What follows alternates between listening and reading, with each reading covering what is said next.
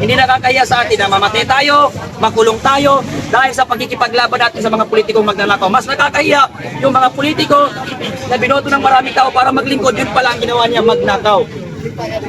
Gobyerno, hindi yung mga tao na kukontrolin lang ng presidente. Di ako na. Ayan na si Mark. Kailangan yung daan, guys, para Ayan wala na. silang dahilan para tayo rin. Woo! Sige, Park. Sige. Ayan na. Hindi ka nakulong. Hindi ka nakulong. Pero wag mo tayong magsaya kasi ipapatawag pa ako ulit. Di ba ka na magsalita? Ganun pala. Sa'yo laban sa'yo. Mas mabilis padalhan ng subpina at warrant ang kagaya nating mga ordinaryong Pilipino kaysa dun sa mga putang inang magnanakaw gaya nila Martin Romualdez, nila Zaldico. Zaldico, Martin Romualdez, PBM, kung inaakala mo na mapapatahimik mo ako dahil sa warrant of arrest o subpina, nagkakamali ka dyan. Hanggat buhay ako, kahit nasa loob ako ng kulungan, bibirahin ko pa rin kayo mga politiko, kayong mga magnanakaw kayo. Tandaan nyo yan. Yan si Rimulya, hindi yan pwedeng maging ombudsman. Kasi bayaran yan at tuta si Boying Rimulya. Hindi pwedeng maging ombudsman ng isang politiko o isang bayaran gaya ni Boying Rimulya. Tapos papaubuin mo sa ombudsman sino si Rimulya? Para ano? Para wala nang humadlang sa lahat ng plano nilang pagnanakaw sa kaban ng bayan. Mapapadali ang pag-impeach kay Sara. Mapapadali ang lahat ng pagnanakaw nila. Yan ang plano nila kung bakit gusto niya magpa-appoint siya sa ombudsman. Yang si Rimulya. Magnanakaw yung tuta na yan eh. Ayun, kung ikinakala nyo na mapapatahimik nyo ko dahil sa mga subpina na yan, dahil sa mga warrant na yan, nagkakamali kayo. Eto, nandito pa ako, hindi ako nakulong. Yung mga loyalista, mga baser dyan, sinasabi niyong Himas Rias, hindi ako maghihimas ng Rias. Okay? Oo, Himas cellphone. Hindi ako maghihimas ng Rias na yan. Ba't ako makukulong? Hindi naman ako magnanakaw. Diba? Ang bilis nilang na-trace kung nasaan si Alice Guo noong hinahanap nila. Diba? Ang bilis nilang mahanap si Kibuloy. Ang bilis nilang ninakaw si PRD. Pero bakit ang hirap ipakulong at ipatawag si Zaldico, Martin Romualdez at ang mga iba pang politikong magnanakaw? Yan. Diba? Tapos ako ipapasumpinan nyo, magnanakaw ba ako? Pero kahit yun, nagpapasalamat pa rin ako sa DIDG kasi kahit CIDG. paano, sila ay CIDG ba? Yes. Kahit pa paano, nagpapasalamat pa rin ako sa kanila. Isang karangalan sa akin na ipatawag ako, isang karangalan sa akin na makulong ako dahil sa pagsasabi ko ng katotohanan. Hindi nakakahiya sa isang tao na makukulong o mamamatay dahil sa pakikipaglaban niya para sa kanyang bayan at sa kanyang karapatan. Pero nakakahiya na tumakbo kang politiko, wala kang serbisyo kung hindi pagnanakaw lang ang ginawa mo. Yan ang nakakahiya. Mabuhay ang Pilipino! Mabuhay! Mamatay ang magnanakaw! Mamatay ang magnanakaw! Sino pa? Oh, kakain muna po kayo. Gutom na ako. Pati lang nainom ko. Maraming salamat sa taga DIDG kasi kahit pa paano, binigyan niyo ako ng kopi. Maraming salamat sa inyo. Pag-uwi tayo. Si Madam. Ayun, yun. Saglit lang daw. Saglit lang. Interview lang. Saglit yan.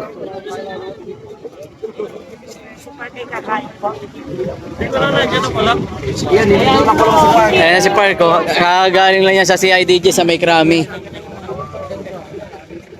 Di ka nakaabot? Salita ka Andyan na. naman. Sa batasan ka na nagsimula, pigot ka na. Samantalang kami noong 2016 pa.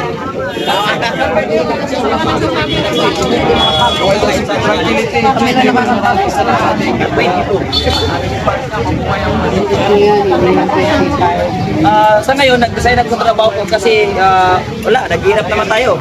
Para lang yan sa mga magnanakaw na politiko, di ba? Eh, sahod natin minimum lang, 525. Pag sumasahod tayo, nauubos ng SS, pag-ibig, PhilHealth, wala. Eh, sinong nakikinabang doon?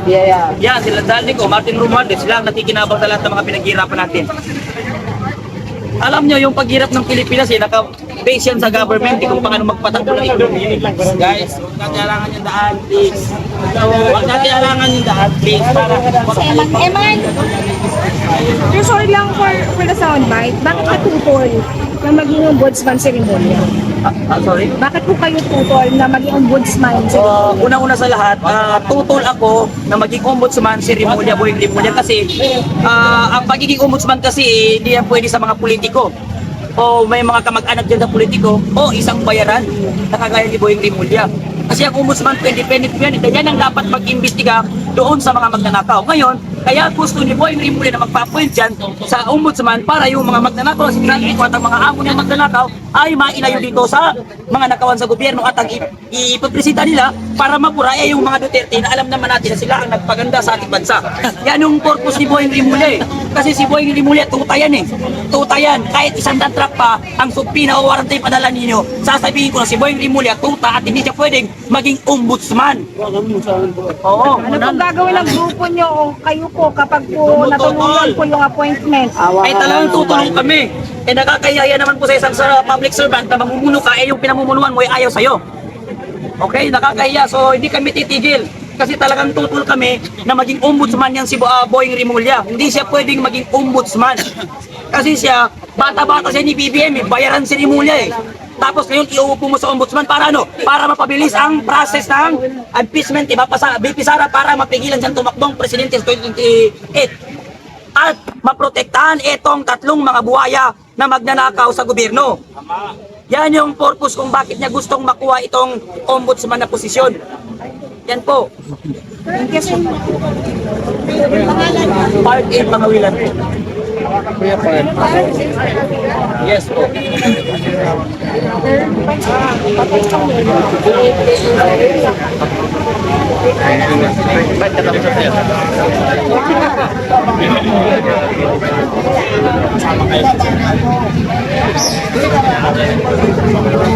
Yan po, mga kababayan ko dyan, akala niyo nakulong ako. Hindi ako nakulong. Andito pa ako. Inimbestigahan lang ako, nagtanong lang sila. Ayun. Nagtanong lang sila. Sinagot ko naman yung mga tanongan nila. So, walang ano na, pwede lang akong kaso kasi sinagot ko yung mga question sa akin, lahat ng mga sinagot ko. So, wala silang karapatan na kasuhan nila ako, kasi sinasagot ang mga katanungan nila. So, ipapatawag pa tayo ulit. Pero huwag tayong mag-alala, patuloy lang tayong lumaban. Hindi nakakaya sa atin na mamatay tayo, makulong tayo dahil sa pagkikipaglaban natin sa mga politikong magnanakaw. Mas nakakaya yung mga politiko na binoto ng maraming tao para maglingkod, yun pala ang ginawa niya, magnakaw. Ngayon po ay nandito tayo sa harap ng Korte Suprema kung saan ang ating panawagan ay tutulan ang pagpapaupo kay Remulla bilang ombudsman. Sapagkat naniniwala tayo na pag siya ang naupo ni Marcos na ombudsman ay para na lang din nilang sinasabing sila na ang hari ng Pilipinas. Wala nang haharang sa kanilang mga ginagawa at magagawa nila ang kanilang gusto, yung kanilang ginagawang political prosecution. No? So ngayon, ang panawagan natin, sinusuportahan natin, panawagan natin sa Korte Suprema na harangin nila ang pagpapaupo kay Boying Remulla bilang ombudsman. Sapagkat sa daming kasong isinampa sa kanya ay binigyan siya ng clearance pa rin. No, sa dami-dami niyang demanda nakasaad sa ating batas na kailangan may clearance muna. Walang kaso, malinis. Pero itong si Boying Remulla ay number 1 na traidor ng bansang Pilipinas. Hindi tayo papayag na patuloy silang maghahari dito sa ating bansa.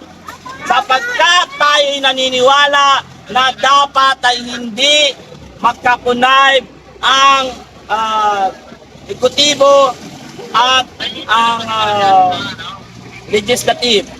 Dapat magkahiwalay sila para mayroong balancing mangyayari. Pero kung ito, si ombudsman ay uupo ni Marcos sa kabila ng maraming humaharang sa kanya, isa lamang po ang ibig sabihin na to. Wala nang batas na nangyayari sa Pilipinas.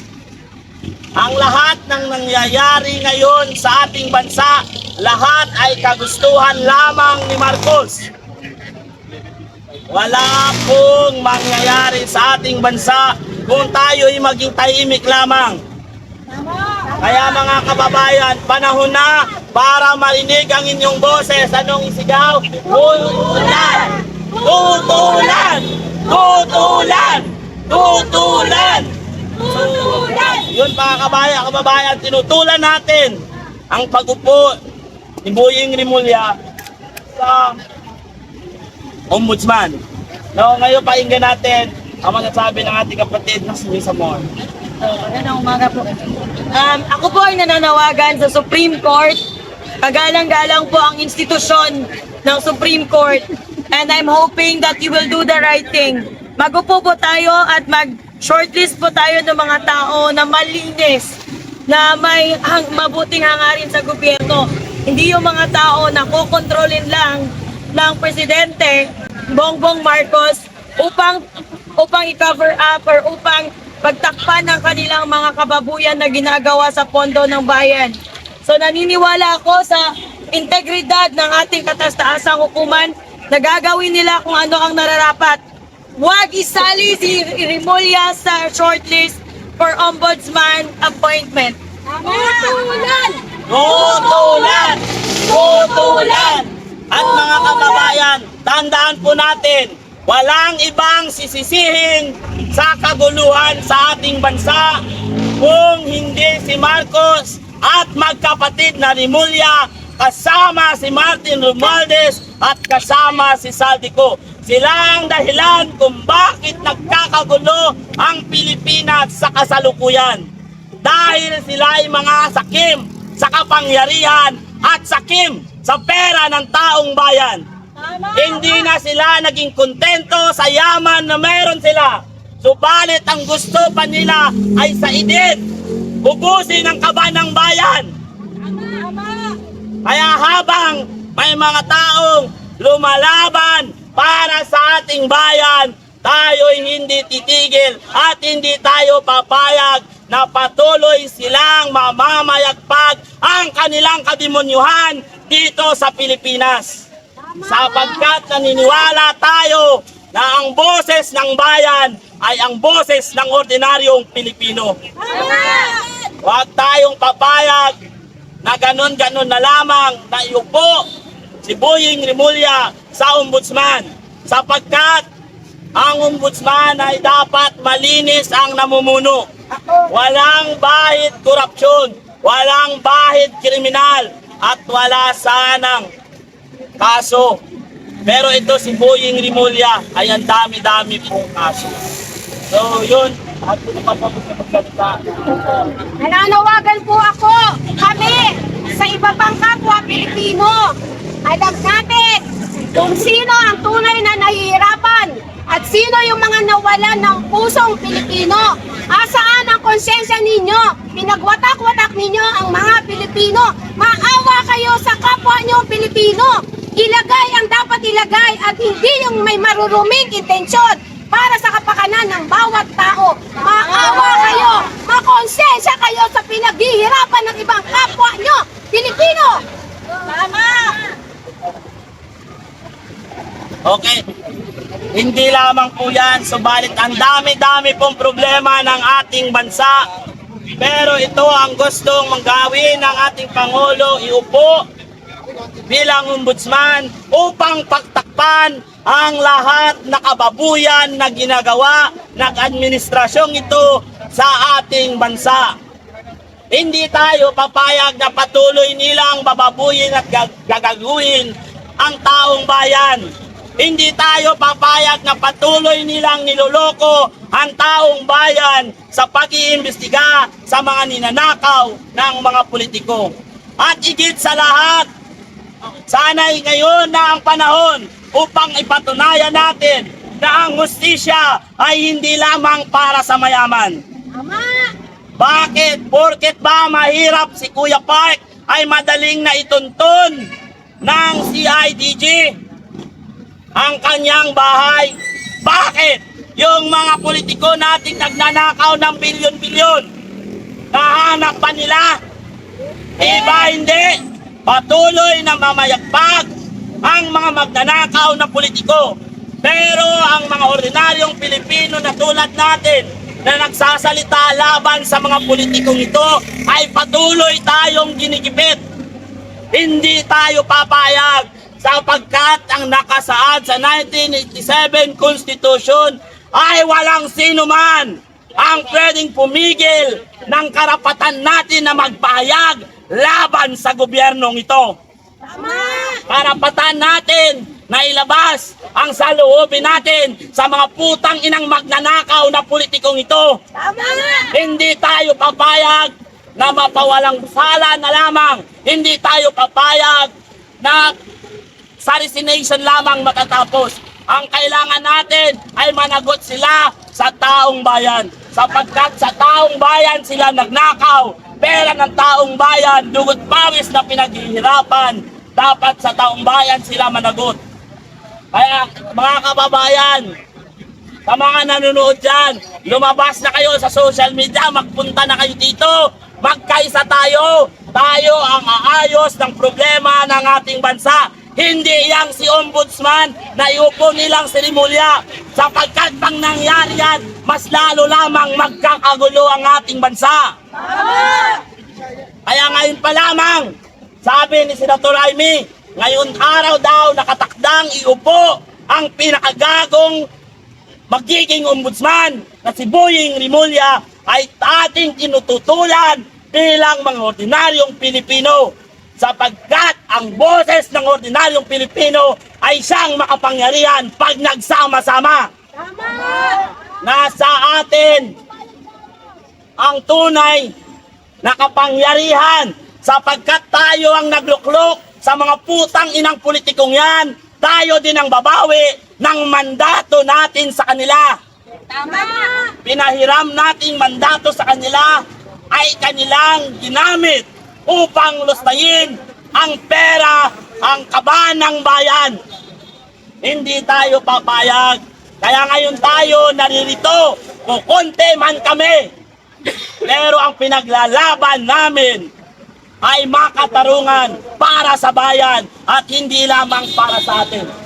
Tandaan po natin, ang tungkulin ng kapulisan ay bantayan tayo. Yan ay nasa sinumpaang salaysay nila. Tama yan, yung pinaglalaban nila. Pero tama rin ang ating ipinaglalaban na ipagtanggol ang ating inang bayan sa mga walang hiyang politiko na uupo sa gobyerno. Lahat tayo ay walang maling ginagawa sapagkat ang ating pinaglalaban ay ang solusyon, ang kailangan natin solusyon sa ating bansa sa nangyayari ngayon na kaguluhan sa ating bansa. Kaliwat kanang nagrarally ang mga kusino-sino. Kaliwat kanang lubog sa baha ang bansa. Sa daming krimen na nangyayari sa ating bansa. Subalit wala tayong nakikitang aksyon ng administrasyong ito sa kasalukuyan. Naging bulag-bulagan na lamang siya sa pangyayari sapagkat dinadaan na lamang niya sa pangiwi-ngiwi ang lahat ng problema ng bansang ito. Sabi nga natin, kung itong pinaglalaban natin ay siyang kanilang kikitlin, tayo man ay may isang karangalan. Karangalan sa atin na ipagtanggol ang inang bayan. At kung tayo man ay papatayin ng mga putang inang politikong yan, isang karangalan natin na mapatay tayo ng politiko kapag lalaban natin sa inang bayan. Pero pag ang mga politikong yan ay namatay, sila ay walang dangal na iharap sa langit sapagkat buhay pa lamang sila ay sinusunog na ang kanilang kaluluwa sa impyerno. Kaya hindi tayo pwedeng maging bulag-bulagan at manahimik na lamang sa nangyayari sa ating bansa. Tayong mga Pilipino ang mag-aayos nito, hindi ang mga dayuhan. Sapagkat tandaan po natin, ang mga dayuhan, ang mga Amerikano, mas lalo yung CIA na yan. Yan ay ang gusto nila, magkawatak-watak ang Pilipino. Kasi ayaw nila, pag nagkasundo ang Pilipino, makokontrol natin ang CIA sa bansa natin. Yan ang pinakamalaking problema. At Ang pinakakalaban natin dito ay hindi mga Amerikano, kundi kapwa nating Pilipino na walang puso at malasakit para sa ordinaryong Pilipino. Tandaan niyo po, nung sila'y nangangampanya, ang pangako nila, sila ang ating mga representative. Pero nung nanalo na sila, nadinig ba ninyo ang kanilang boses? Hiningi ba nila ang ating opinyon sa bawat aksyon na gagawin nila? Wala, sapagkat ang nais nila ay magnakaw mula sa kaban ng bayan. Yan ang nais ng mga politiko sa kasalukuyan. Walang politiko ngayon na walang post project. Lahat ng mga politiko may insertion. Mga senado, opisista, mga hayop sila. Kaya dapat hindi sila maupo dyan sa pwestong yan. Tandaan po natin, kung mananahimik lamang tayo, walang mangyayari sa bansang ito. Walang mangyayari at patuloy tayong ganito. Hindi po tama na sabihin ng Pangulo na kailangan tanggapin natin kasi ganito na talaga ang panahon. Kaya nga tayo nagluklok ng Pangulo upang ayusin at tukulin niya na gampanan. Ayusin ang Pilipinas, huwag gawing watak-watak ang Pilipinas. Tandaan po natin ngayon, kahit ngayong kasalukuyan, yung Senado mismo nagkakagulo. Yung Congress, ang House of Representatives natin nagkakagulo. Ano ang mangyayari sa Pilipinas? Kaya dapat buksain ang punot dulo ng kaguluhan ito. Siya lamang ay kung tayo'y magsama-sama at magkaisa, labanan natin ang mga politikong ito sa pamamagitan ng boses ng ordinaryong Pilipinong nagkakaisa. Kaya dapat tayo'y magsama-sama. Huwag na tayong maging tay-tahimik lamang. Hindi tayo papayag na maging bulag-bulagan lamang. Basta, ang panawagan namin sa kapwa Pilipino, ating tutunan, makapwesto sa isang maayos at kapit-kapitagang lugar ang isang taong maraming kaso. Kaya nananawagan kami, ilabas ang inyong mga damdamin, ang inyong saloobin para sa bansang Pilipinas, sa kapwa ninyo Pilipino. Huwag kayong matakot. Walang masama sa ating ginagawa sa pagpapahayag ng mga damdamin. Ito ay ating karapatan. Karapatan ng bawat isang mamamayang nakatira sa ating bansang Pilipinas. Mahal natin ang ating bansa. Huwag kayong matakot magpahayag ng inyong saloobin. Ating tutulan ang mga taong ilalagay sa pwestong ganyan katulad ng ombudsman. Kung ang mga taong ilalagay ay may mga sari-sariling baho, sira, paano pa tayo niyan? Sino pa ang magtatanggol sa atin yan kung hindi rin kayo gagalaw, kung hindi kayo magpapahayag ng inyong mga damdamin? Nasaan ang hustisya? Nasaan ang pagiging Pilipino natin? Kung ganyan nananahimik tayo, maawa tayo sa ating kanya-kanyang pamilya. Maawa po tayo. Kasama ka sa laban namin ito, kuya. Hindi ang laban namin ito ay hindi lamang laban namin. Laban ito ng mga ordinaryong Pilipino na nakakaramdam ng hirap at gutom. Laban namin na ito ay laban ng mga kapulisan na iba dyan ay hindi naibibigay ang tamang benepisyo para sa kanila. Yung ibang mga kapulisan dyan ay talaga namang galit na rin sa administrasyon, hindi lamang makapagsalita sapagkat sa tawag ng kanilang tungkulin. Kaya naintindihan po natin. Kaya hayaan niyo po kaming pahayag ng aming saloobin, ng aming mga galit sa mga politikong magnanakaw. Alam niyo, yung maraming nagsasabi na itong laban natin ay walang kwenta. Pero ito sasabihin ko, itong laban na ito ay laban ito ng mga ordinaryong Pilipino na naghihirap. Hindi po ito laban na kung sino. Lahat po ay kasama natin dito sapagkat lahat tayo, wala ni isa sa atin dito hindi ninanakawan ng mga politiko. Lahat tayo ay ninanakawan ng mga hayop na politikong ito sapagkat hindi sila karapat-dapat na tawaging your honor. dahil sa kanilang ginagawang pambababoy sa kaba ng bayan. Hindi sapat ang salitang mura sa mga hayop na politikong ito. Ay dapat managot sila sa harap ng taong bayan. Dapat managot sila sa ating batas. Hindi pwede sila ang magiging batas. Hindi porket mayaman sila, nagkasala, ay tatakas na lamang ng bansa upang makatakas sa kanilang mga pagkakasala.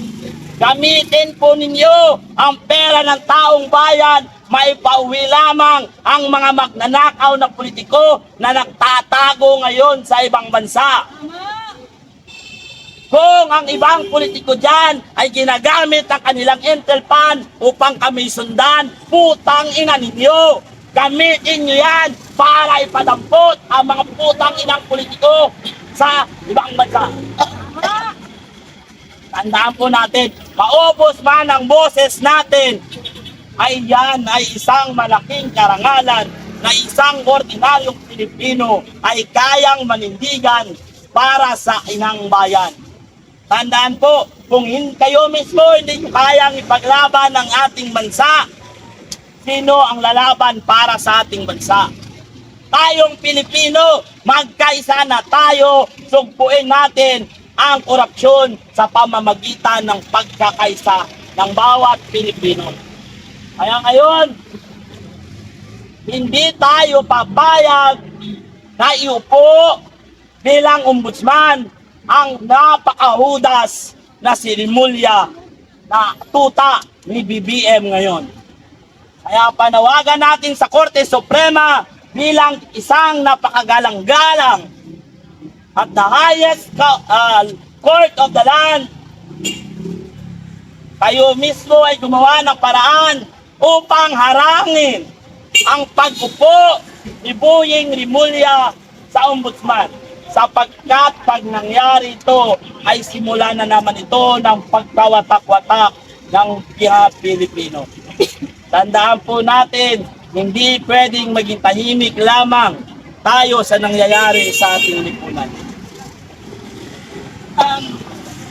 So ayoko magsisigaw dahil sa totoo lang, for me, ang argument naman kasi hindi na sa lakas ng boses, no? Hihinaan ko ang boses ko daw, wala rin akong boses, so. And please, bear with me if I cannot speak really in Tagalog. I'm trying to fight for the country, but shame on me because I really don't know how to speak straight Tagalog. Ito lang ang masasabi ko sa lahat ng mga audiences ng mga vloggers, ng mga famous vloggers dito. Bakit napakahalaga na tutulan natin, kalampagin natin ang pag-appoint kay Boying Remulla bilang ombudsman. Isa lang kasi ang nakikita ko. And it comes with pattern recognition. Ang pamahalaan ay walang ginawa. Walang ni isang hakbang na ginawa para sa interes ng bayan. It's always about their personal interest. To cover up for their crimes, to cover up for their plunders, to cover up for everything na mali na ginagawa nila sa bayan, pagnanakaw, paglalapastangan sa mamamayan, pagpapahirap sa mga Pilipino. Now, it's very important to speak up. Kasi kung lahat ay nababayaran at lahat ay tatahimik, anong mangyayari sa bayan? Ang pag-appoint kay Boying Remulla, it has nothing to do with public interest. It has nothing to do with public service. Ang gagawin lang nila dyan ay bubuhayin ang impeachment ni Sara Duterte. Again, I just want to clarify, I've been a supporter of Duterte family, not because I am a fanatic person, but because of a good track record. Give credit where the credit is due. Yun lang yun. It's nothing to do with fanaticism. Now, iuupo nila si Boying Remulla para mag-proceed by hook or by crook ang impeachment kay Sara. Para wala na silang balakid para gawin kung anong gusto nilang gawin sa bansa. Threat para sa kanila ang isang Vice Presidente Sara Duterte dahil ang intensyon at interes ni Sara Duterte ay wala sa pansarili kundi para sa bayan. At yon ang dapat rason na dapat magkaisa tayo. Pumanig tayo, makialam tayo at alamin natin ang tunay na sitwasyon ng bansa at kilalanin natin kung sino ang mga leader na may tunay na malasakit sa bansa. Hindi yung mga ginagago lang tayo. Yung lahat ng investigasyon, lahat ng hakbang na ginagawa ng gobyerno, it has nothing to do with public interest.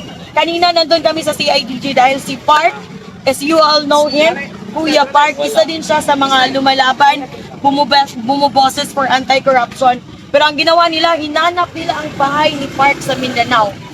Pinadalahan ng Sapina. Ang batas ay ginagawa upang hulihin ang mga kriminal.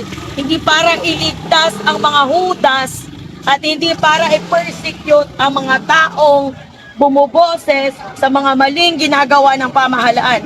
Hindi ako magmamakaawa na bumaba silang lahat dyan. Because I truly believe that it's just a matter of time. Senate is in chaos. Nagtuturoan sila kung sino-sino ang sinasakripisyo nila. It started with Chis Escudero, now with Risa Ontiveros. They're fighting. They are allies but they're fighting against each other. Bakit? Napakahina na ng Senado. Napakahina at napakagulo na ng Kongreso. Dahil mahina ang leader natin sa ehekutibo.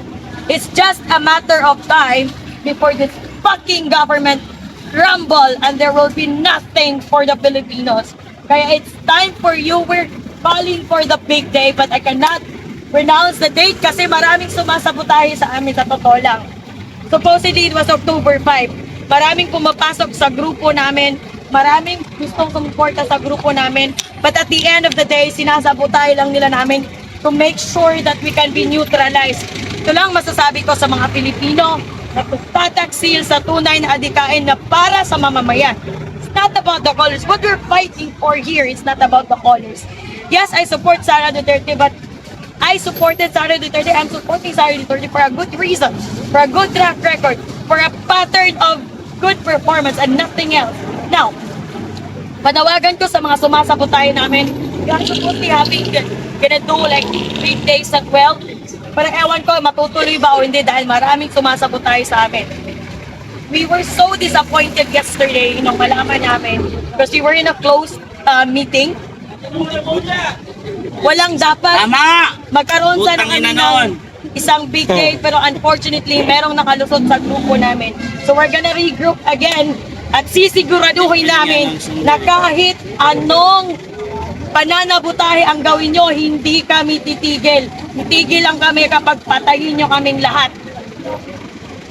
So yun, pumanig sa atin ang panahon. Lumaylo ang init. So yun mga kababayan, nandito kami ngayon kasalukuyan sa harap ng Korte Suprema, Supreme Court. Yung iba dyan maaari nang pumunta dito at makisa sa ating panawagan na ating tinututulan ang pagpapaupo kay Boying Rimulya bilang isang ombudsman sapagkat hindi siya qualified na maging ombudsman dahil siya ang punot dulo ng kaguluhan kasama ang kanyang mga among si Marcos, si Saldico at saka si Martin Romualdez. Sa kanila nagsisimula ang pagwatak-watak ng mga Pilipino. So ngayon mga kababayan, medyo tumaas ang araw na naman. So medyo lipat tayo doon. No? So lipat tayo dito.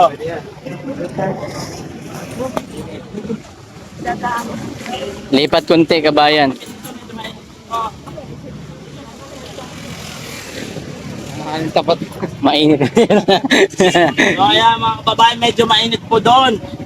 Nasusunog na ang ating beauty. Urong lang dito, urong lang konti. Kasi para hindi marangan ang Huwag gate. natin harangan yung gate mga kapatid. Ayan. So ayan, huwag natin harangan yung gate, no? Kasi tulad niya nasabi natin, ang ating panawagan palagi ay gusto pa rin natin sumunod sa batas. We are law-abiding citizen, no? So sundin natin kung ano ang kahilingan ng ating mga kapulisan, sundin natin sapagkat tama ang kanilang ipinaglalaban na kanilang tungkulin. Pero tama rin ang ating ginagawa na ipagtanggol ang inang bayan sa mga magnanakaw at mga walang hiyang politiko sa ating lipunan. Tandaan po ninyo, ang labang ito ay kasama natin sila sa labang ito, hindi lamang tayo. Hindi lang lamang sila o hindi lamang lahat tayong ordinaryong Pilipino ay dapat magkaisa upang sugpuin natin ang nangyayaring korupsyon sa ating bansa.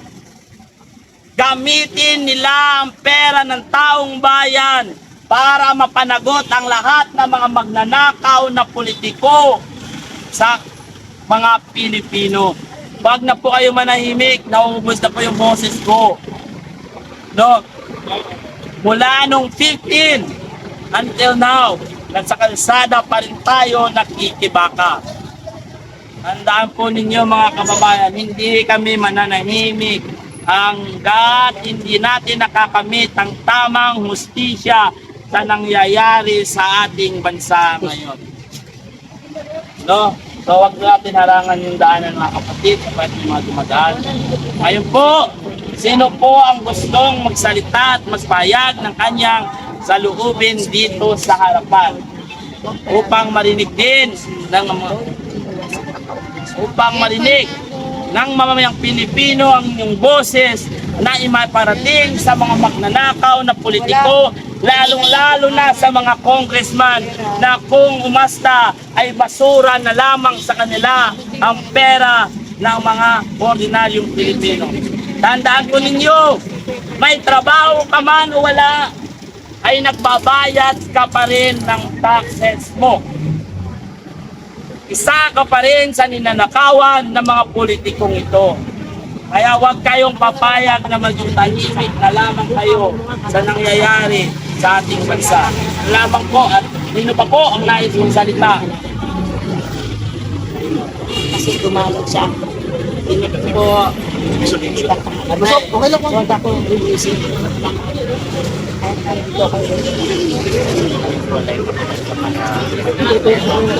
Yung mga gagawin ninyo, pagkasalita namin kasi wala sa Thank you. para galitin.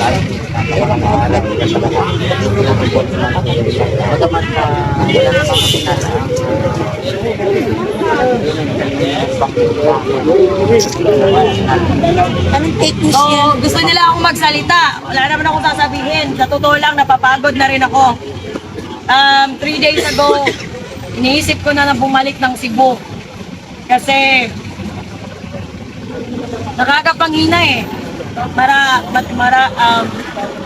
Several times na na-postpone yung big day namin dahil maraming ang sumasabotahe. Naalala ko yung movie ni General Luna. Sino bang may alam kay General Luna?